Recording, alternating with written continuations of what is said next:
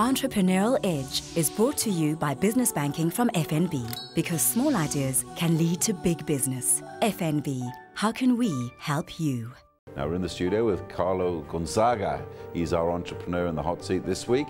He's the CEO of Taste Holdings and a founder of Scooters Pizza. Now, if we just talk a little bit now about some of the, well, what can we call them, publicity stunts you've done in the past. Now, I can't believe it. You actually delivered a pizza to a guy in London, a South African guy, and also you delivered a pizza to Las Vegas. I think we start with London. I mean, what exactly did you do? Well, it was really quite simple. We went to Outdoor Warehouse, we bought a freezer, we strapped it to the back of my motorbike, put 4 pizzas inside them, and we got 4 of us got on a motorbike, or motorbikes, and simply drove through Africa, Italy, France, and ended up in London. It's really quite simple. So frozen, and then you took it out the other end, heated it up. Yeah, so we delivered one to my 94-year-old grandmother in Italy. Right. Yeah. We delivered one to the Springboks who were playing in the World Cup final in France. Yeah. And then the last one went to the South African ambassador in London. Oh, really? Yeah. And each time we just stopped at a pub, quickly took it out, heated it up. Please will you heat this up for us? They did. Put it in a heated delivery bag that we had, and then delivered it like that. Well, let's hope they all claimed a free one, as it was more than 39 minutes to get there. Yeah. And Las Vegas, what possessed you to deliver a pizza there? That was a few years earlier, and we were going there for a pizza fair. And a guy who knew about scooters, who was from South Africa, he jokingly sort of said, you know, I'd love a pizza. And we thought, that's fantastic. We're going there in a few months. We'll deliver a pizza to him. So we had a special box made, and we delivered a pizza by plane. This was plane this time? Yeah, that was by plane to Las Vegas. And then we actually held the record for the longest pizza delivery in the world. Oh, and actually, what did he say when he got it? The other end? That one, I must say, wasn't that nice, I will be honest. Oh, really? The frozen one, yes. Oh, was it? Oh, the others were good, though. The ones to London were very good. Oh, as long as he didn't send it back. Yeah? No. Okay, now back to your early beginnings. Now, you were lucky in the fact that you had a big fast food company, you could almost say competitor, who invested in you right at the beginning. That's very rare, surely. Well, it's you know, when we started, one of the things that we realised is that we would gain a lot by having a big partner that had, you know, that we could learn from. And in fact, I credit probably one of the biggest factors to our success has been having NANDOS as a shareholder, because every time we hit a wall or a hurdle or some kind of trouble, we said, guys, what did you do when you hit this? And they'd already tried, you know, they'd probably hit the same problem 3 times before, and had tried various solutions. So as we hit problems as we were growing, we made mistakes, but none that were very costly. But it does strike me, though, even though obviously it was a financial arrangement between the two of you, but surely Nando's must have looked at you and thought, well, these guys, if they come up unsuccessful, they might take some of our business away. The guys at Nando's, oddly enough, don't really think like that. Look, 10 years ago, also their thinking was a bit different. They're not the global brand that they are now. But at the end of the day, I think like all good transactions and partnerships, we liked each other. You know, we always joke that we saw the whites of each other's eyes, and that was all that was needed. And it really has been like that for what's been 12 years now that we've been partners.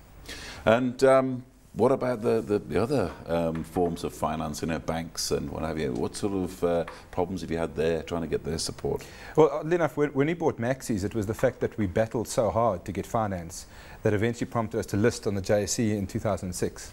It was so difficult for us to get funding, and in fact, on the closing date of the purchase of Maxis, I didn't have the full amount of money, and I had to literally plead with a seller to finance me for a few months for I think it was 2 million rand then of the total purchase price, which he did, and we did pay him.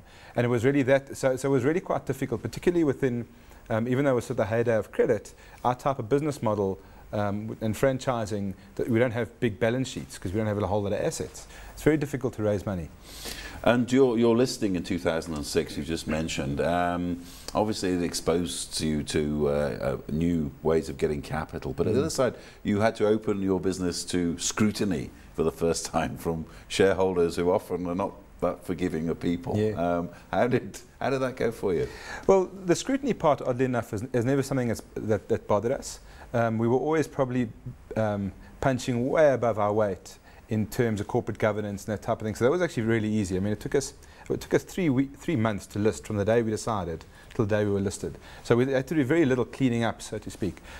I think the bigger challenge is dealing with, like you say, shareholders that have got different expectations and maybe don't have the same sort of time horizons that you have. So it definitely does bring a very different mentality to a business having to report every 6 months. It's not the reporting per se, but it's quite a different mentality and something we've actively fought against, not becoming too focused on 6 monthly numbers, because it's a long-term game for us. And at these sort of annual meetings of shareholders, I mean, you read all these stories about shareholder activists coming along, waving their shares and complaining. I mean, do you ever had these situations in your company? Look, we haven't. We've got, our shareholder base is not that enormous, but we do interact with our shareholders aside from those meetings. If guys are waving things at meetings, for now our view is we should be knowing about it beforehand. Sure. But we haven't had any yet. You haven't had any yet? Yes. Okay. And your share price, how's that been performing? We've had, our strategy's been quite well accepted in the last 12 months, particularly on the food side with our fish and chip acquisition and NWJ. So I think we've done quite well in the last 12 months, and that's just really a market acceptance of our strategy. Naturally, when the markets went down, in fact, Robbie Brose, the founder of NANDOS, would often phone me and console me. Don't get too upset about the share price, but we don't look at it. So we don't get too excited when it goes down. When we don't get depressed when it goes down, we don't get too excited when it goes up. Now, you've mentioned fish and chips there. Now, as we speak, your business is expanding. You've taken over a chain of fish and chip shops, and you said you're expanding at a rate of how many a week is it now? Well, at the moment we're at about 4 to 5 a week, and we took over the business on the 1st of February. It's a fantastic business in terms of the business model. So it's added quite a new dynamic to our portfolio of brands. It's quite significant in our size, so it's getting a lot of attention from us at the moment. And one thing that's quite interesting, there was a time when fish and chips were sort of dying out across the continent. You used to be able to find them, say, 20 years ago on every corner. Then you struggle to find one. And it seems now there's all these different companies fighting for this fish and chip market. It's making a comeback. Yeah, look, it's been quite unreal. I mean, when we were looking at it about 3 years ago, we were sort of saying, well, is this going to last? Is it not going to last? And the truth is that the way that the model has been structured offers consumers great value, and for franchisees is probably one of the better investments around at the moment in terms of franchisee return. So yeah, there's been nearly 500 fish and chip shops added in the last 5 years. Incredible. And you say franchisees there. I mean, the cynics say that people who take on these food franchises are merely making money for other people. What do you say? Look, my dad owns 7 stores. He's a franchisee. My wife is a franchisee. There's always going to be tension between franchisee and franchisor. And I think, though, that is the challenge, is to bridge that gap between thinking that it's all about the franchisor, because in reality it's not. Without franchisees, we don't have a business. What are the advantages and the disadvantages of being a franchisee? I mean, some of the disadvantages that have been mentioned to me, people say that, oh, the parent company asks you to buy this, they ask you to buy that, and the prices they prescribe, which is one of the problems that people deal with. Yeah. What do you say to that? At the end of the day, my view is if you buy a franchise, as long as everything's been disclosed to you, you buy that franchise, and you should abide by those rules. That said, so there's been a lot of governance around that now, so it's quite difficult, I think, to hoodwink people. Certainly 10 years ago there was quite a bit of that going on, I think, with franchisors. But you buy a system, and I think people sometimes make the mistake that when you buy a franchise, you're not buying your own business. And franchisees mustn't think they are. They're buying into a very stringent system. But that's why the success rate of franchises, there's a 90% success rate versus 90% failure rate in non-franchise food businesses. So you'd almost be, unless you're a serial restaurateur, you'd really be mad not to go with a food franchise. Now, with food franchises in general, I mean, you've been in the business a long time. Just some basic tips what to look for if you're looking for a franchise. What would you say? I mean, your top 4 tips you'd give to somebody. Yeah, so the one is that the location that you go into has got to be sustainable. The 5-year leases and the way demographics change these days, areas can change. So number one is that there is a 5-year sustainability on that lease. The second one is that you understand why you are different to your competitor, because there will be a competitor that opens in your area, and a lot of brands struggle for real difference. And the other one is probably what support does a franchisor give you? At the end of the day, that's really what's going to get you through 5 and 10 years of a business, is if you've got franchisors that are innovative, that are trying new technologies, embracing new ways of doing business. So, you know, those would probably be, I know you asked for 4, but those would be our top 3. But okay, I mean, of your franchisees, I mean, how many people run into trouble, you think?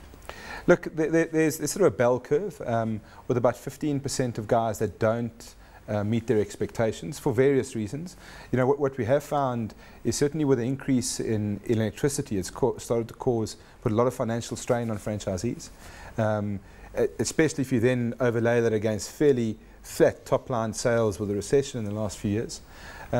So that probably is one of the bigger areas we as franchisors right now are trying to do a lot of work to try and fix, because some models have got a bit out of kilter. Now, what next for you? I mean, you've done most things that people would dream of. You've started a business from scratch. You survived working with your dad. You've listed on the JSE. What's next for you, business-wise? What we're doing now.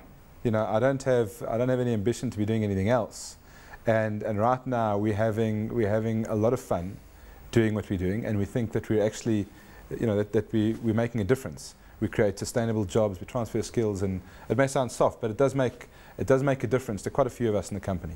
But a lot of companies, a lot of people at the top of companies, they always sit back and talk to me with a glass of wine and say, oh, I'd love to start a fishing business off the coast. I'd love to have a game park and all these different things that they'll never do. Yeah. What about you? Have you got any dreams? You know, certainly none that involve owning game farms or vineyards, I can assure you. I think one of the only things that I really want to do is I want my kids to travel a lot. And I want to know that I'm doing something that makes a difference to South Africa. The big question we often ask people on this program, entrepreneurs, think they're born or do you think they're made? I'm more and more thinking that they are made. You think so? Yeah. You think that as a parent you can raise an entrepreneur, or do you think as a teacher you can raise an entrepreneur? I don't think that matters personally. I think that at the end of the day, the sum total of all your experiences is what gets you to the point one day to put it all in and risk something. And how do you want to be remembered as an entrepreneur and as a person? I think certainly as a person, someone who inspired other people to be better than they thought they could be by themselves. And our only real objective in Taste is to make our franchisees wealthy. And I'll just share with you one last anecdote. A friend of mine, he runs a bar in Mozambique. He took a risk in the days when times were tough up there. And I asked him if his children growing up now would follow him, and he goes, no, I wouldn't let them do it. Would you? Yeah, I would. You'd encourage your kids through? Absolutely. I think particularly in South Africa, having entrepreneurs are what will solve most of the challenges that we face as a country.